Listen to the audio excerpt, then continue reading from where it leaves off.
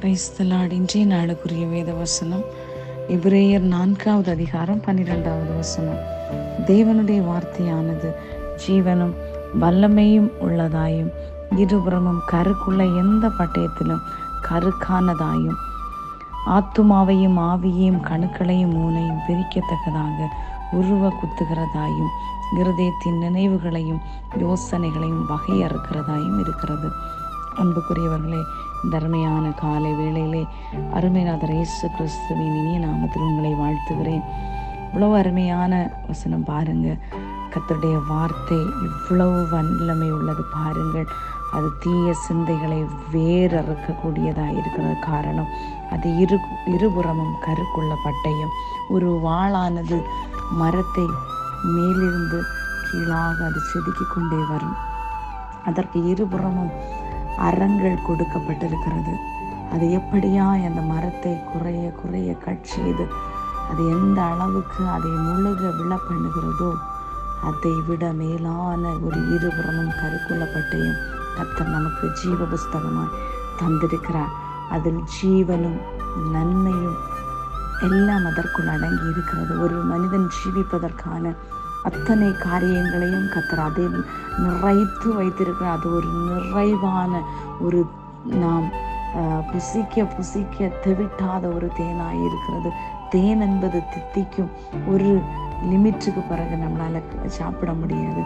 ஆனால் இந்த புஸ்தகம் அப்படி இல்லை.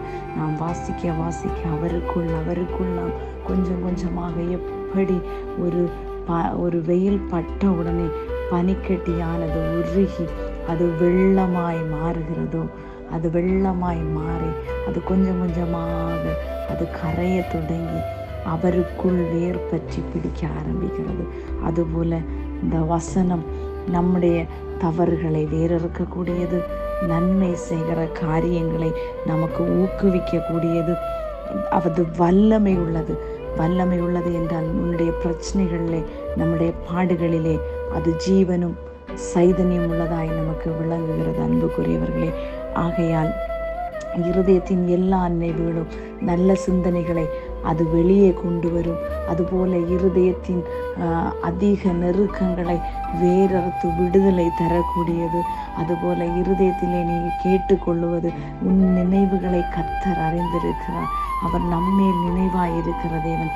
ஆனபடியினாலே நீங்கள் இருதயத்தில் நினைக்கும் போது அவர் அதற்கு அந்த விசுவாசத்தை உறப்பிக்கும்படியா, இல்லை என்றால் விசுவாசத்தை கொஞ்சம் கூட நம்பிக்கையை கூட்டும்படியாக உங்களுக்கு அந்த காரியங்களை வாய்க்க பண்ணுகிறார்.